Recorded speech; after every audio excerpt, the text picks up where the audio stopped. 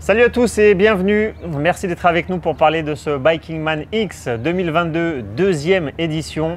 Cette fois, il n'y a pas de Jérôme de Radio Cyclo puisqu'il est pris avec le Tour de France. Alors, je vais avoir la difficile tâche de le remplacer. Et pour parler de ce Bikingman X, avec moi, il y a Lauriane. Salut Lauriane. Salut. Comment ça va? Ça va bien. Alors là, on est à quelques heures, quelques minutes même du départ de ce Bikingman X. Alors, comment tu te sens? Bah, ça va bien. Je suis un peu stressée quand même de savoir comment ça va se passer, mais savoir si j'ai bien récupéré la Corse, si je vais pas exploser en vol de fatigue. Mais je me fais confiance sur l'allure. Je sais que je vais pas exploser parce que je vais aller trop vite. Mais c'est plus sur le cumul. Est-ce qu'au bout de 600 bornes, je vais pas avoir un gros coup de fatigue? C'est juste un peu ça qui me stresse.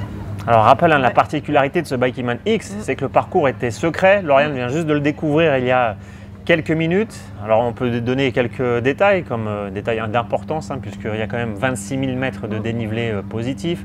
C'est un parcours de 1000 km, il faut faire en 5 jours maximum. Donc tu as vu les principaux points de ce parcours. Alors qu'est-ce que tu en penses? Est-ce que ça te fait peur? Non, ça me fait pas peur. Non, ça me fait pas peur. Je m'attendais de toute façon à un parcours montagnard avec à peu près ce dénivelé-là. Non, c'est pas le parcours qui me fait peur, c'est plus moi qui me fait peur en fait. C'est pas le parcours. On passe par beaucoup de cols. Ouais. Des cols mythiques du Tour de France. Oui, des cols mythiques, comme des cols en altitude la Madeleine aussi, par exemple. Que je connais pas. En fait, je connais pas tout le début du parcours. Je le connais très peu alors que c'est assez proche d'ici. Et je connais, j'ai déjà roulé en tronçon à partir de l'Izoard. Donc on verra quoi. Ouais, il y a l'Izoard, il y a le Cormet de Roseland. Moi ça je connais bien. Cormet de Roseland, je connais bien. Après c'était Galibier, j'ai déjà monté aussi des deux côtés. Après ça va être la découverte quoi. Après un col c'est un col. Un col, c'est un col, mais attention, parce qu'on a vu que les conditions météo peuvent varier, il y a peut-être des orages qui arrivent. Ça, c'est un peu ce qui me fait peur, savoir gérer l'orage, surtout dans un col où on ne peut pas beaucoup se mettre à l'abri. Donc il faut. C'est vrai que quand on connaît le col, on sait s'il y a un restaurant là-haut, on sait. On connaît, quand on ne connaît pas le col, il va falloir être stratège pour dire je peux m'arrêter dans 2 km, dans 4 km, ou alors je m'arrête ici, puis j'attends que l'orage passe quoi. Donc par contre j'ai l'habitude des orages en montagne. Faut faire gaffe. Habitant en montagne, j'ai l'habitude d'entendre péter le soir. Donc c'est bon, tu as pris tout l'équipement pour la pluie? Ouais, j'ai l'équipement pour la pluie, mais rouler sous l'orage, rouler sous un orage de montagne, c'est pas possible quoi. C'est possible de rouler sous la pluie. Mais l'orage, on est obligé de s'arrêter, on voit rien. J'ai testé là pour le coup, autant s'arrêter parce que c'est contre-productif d'essayer de rouler en se faisant fouetter par le vent, par la pluie. Dangereux. Ouais, c'est dangereux, on voit rien. Il n'y a pas d'intérêt. Après, si c'est pour rester bloqué 1 heure et puis que l'orage passe pas, c'est risquable. Je pense que le risque n'est pas à prendre. Soyez prudents les amis, soyez prudents. Tu avais fait fort au Bikingman Corsica avec une 5e place? J'ai fait 5e, Premier Bikingman, 5e place, tu avais frappé fort d'entrée. Moins de 50 heures. Et du coup, pour ce Bikingman X, comment tu as géré la récup et surtout la prépa? Est-ce que tu as fait une prépa spécifique? Quel matos t'embarques avec toi? Tu peux nous parler de tout ça? Alors, j'ai pas fait de prépa spécifique. J'ai eu du mal à récupérer au niveau du sommeil parce que le fait de faire 2 nuits blanches, ça détraque complètement l'organisme. Et derrière, je pense que j'ai mis plus de 10 jours avant de dormir profondément 1 heure. Donc, après c'est revenu. À partir de ce moment-là, j'ai réussi à relancer un peu le sommeil correctement, puis à récupérer parce que j'ai eu une semaine après l'arrivée, je me souviens, j'ai vécu les pires journées, puis après ça a été de mieux en mieux. Mais ce qui était bizarre, c'est que j'étais fatiguée, mais que les sensations sur le vélo en côte étaient bonnes. Je forçais pas, mais je me sentais pas mal. Et comme je faisais que principalement, à part mon trajet pour aller au boulot, qui est un peu plus, c'est pas plat non plus, mais j'ai quand même des portions roulantes. À côté, je faisais des ascensions et je me sentais bien, quoi. Je me sentais quasiment bien jusqu'à il y a 15 jours où ça a été un peu plus. Quand j'ai commencé à vraiment relâcher, où là, Ça a été un peu plus flou, mais non, sinon dans l'ascension, je me sens super bien, quoi. Donc ça me fait pas peur. Et le matos que tu as? Tu peux nous Alors, décrire brièvement? Comme encore, je serais sur un Axome GTR Evo. De chez Origine? De chez Origine, oui. Et avec des roues primales Orion C35. Et là, la petite différence, c'est bon, déjà j'ai changé la selle, j'ai mis une selle que je connaissais vraiment bien. Donc, et j'ai changé la fourche, on a mis une fourche de Grax pour pouvoir passer des pneus plus gros et avoir un petit peu plus de hauteur au niveau du guidon pour être moins venir tirer en fait sur les cervicales et les dorsales, et c'est ça qui m'a fait. Donc des changements pour gagner du confort. Ouais, oui, du confort, parce que ça m'a broyé en Corse. Quand je suis arrivée en Corse, en fait, après j'avais tout le trapèze qui était engourdi, et ça venait d'une position qui était un peu trop comme ça, et donc là j'ai fait des améliorations là-dessus. Ouais. Donc normalement ça va bien se passer. Normalement, ça va t'aider en tout cas. Ça sera moins, je pense que j'aurai mal, mais j'aurai peut-être un peu moins mal, quoi. Ouais. C'est ce que je me dis. Je serais peut-être moins broyée à l'arrivée, quoi. Et après avoir pris confiance sur la Corse avec une 5e place, c'est quoi ton objectif? C'est survivre ou tu essaies de viser quand même une perf?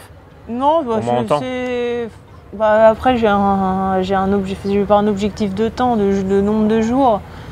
J'aimerais bien arriver avant jeudi matin, avant jeudi matin. Mais j'ai pas d'objectif de temps. Après, mon objectif toujours, c'est toujours comme encore, c'est de perdre le moins de temps possible. C'est de tout optimiser pour pas perdre de temps inutilement, comme je l'ai fait le mardi et dans la nuit de mercredi, où T'avais fait quoi? Tu fais des petits arrêts qui servent à rien. Tu mets ton kawaii alors qu'il fait 30. Tu fais le kawaii alors que t'as pas chaud, t'as pas froid. Du coup, 2 km plus tard, tu le retires. C'est quoi? C'est des moments où tu n'es plus très lucide? Non, c'est des manques de lucidité en se disant ça va, je peux avoir froid 2 minutes, quoi. Oui. Que de devoir s'arrêter, retirer tu retires, tu ouvres ta sacoche, tu le ranges, tu t'arrêtes. Ça, c'est des choses. Ça te prend toujours quoi, 10-15 minutes perdu? Non, même pas, mais en fait, c'est cumulé, c'est des petites pertes de temps, et quand tu fais le calcul à la fin, tu te dis, ça, j'aurais pu me poser et puis vraiment me reposer, parce que c'est pas des moments Au lieu de perdre le temps à déballer, remballer ton sac, tu faisais une sieste et... C'est comme le temps nerveusement que j'ai perdu à tirer sur ma sacoche une centaine de fois, et à la fin, je hurlais dessus. C'est parce que c'était pas la mienne, mais elle aurait fini dans le décor. On connaît tous ça quand on fait du bikepacking, à s'énerver sur les sacoches là. C'est ça. À un moment donné, je me suis demandé si elle n'allait pas finir dans un sac à dos que j'avais emporté qui servait pas. Puis après, c'était le fait de la retirer et tout, mais j'ai essayé. Donc tu vas te servir de cette expérience-là que tu as eue en Corse pour améliorer. C'est ça. Puis je me suis entraînée quasiment que avec les sacoches. Donc là, normalement, si elle bouge, j'ai tout anticipé, quoi. Entraînement optimisé. Oui. En condition de course. Et c'est pareil dans la sacoche. Normalement, c'est rangé pour que j'ai pas besoin de tout sortir pour trouver un truc. Mais bon, au bout d'un moment, pour trouver la barre de céréales qui est tout au fond. Au bout d'un moment, on met tout en vrac. J'ai essayé d'optimiser des petits trucs comme ça qui font que. Après, on va rouler. De toute façon, il va falloir rouler. Je vais pas rouler. Je vais pas. Je vais rouler comme en Corse. Je vais pas m'enflammer, je connais mes allures, même si je roule sans capteur, sans ceinture cardio, ce qui peut faire, ça peut étonner certains. Toi, t'es plus au feeling, toi? Bah ouais, parce que ça fait longtemps que je roule et je me connais, puis j'ai l'habitude de rouler en montagne, donc je sais si je vais trop vite ou pas. J'ai quand même ajouté la vitesse ascensionnelle sur mon compteur pour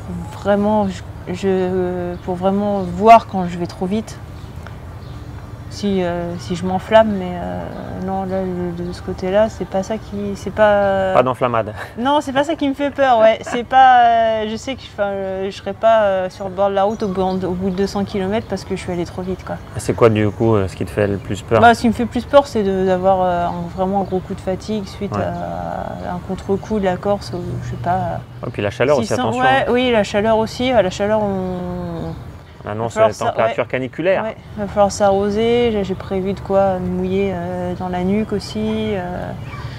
J'ai les gros bidons, j'ai des flasques en plus pour avoir de l'eau. Après, il va falloir ouvrir les yeux pour trouver de l'eau. Et puis,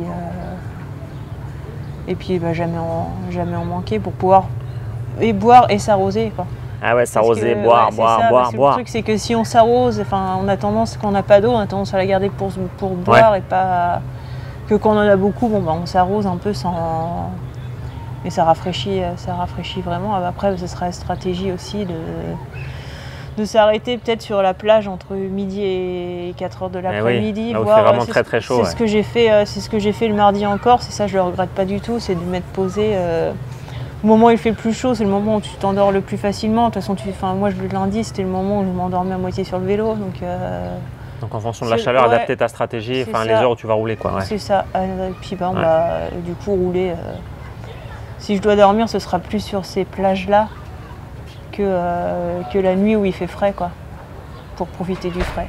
On va voir si ça va payer. On verra si ça va marcher. Si c'est possible, si c'est. Rendez-vous dans quelques heures pour voir si ça fonctionne pour Lauriane. En tout cas, on va suivre ton parcours, puisque tu seras aussi engagé dans la catégorie solo féminine. Il y aura Annabelle qui sera ta principale rivale dans cette course. En tout cas, on va suivre tout ça. Parler de rivale oui, sur des courses comme ça. Entre guillemets, c'est vrai. Oui. Mais en tout cas, le départ. Lundi matin, 5 h, vous connaissez maintenant le système du Bikeyman et puis on va suivre tout ça. Sur le live. Et puis sur le live tracking, comme d'habitude, on ne change pas une méthode qui gagne. Et puis surtout, vous restez avec nous, parce qu'on va vous abreuver encore de contenu sur les réseaux sociaux, sur YouTube, surtout. Parce que Bikeyman pendant 5 jours, ça va être la folie. Allez, ciao, à bientôt.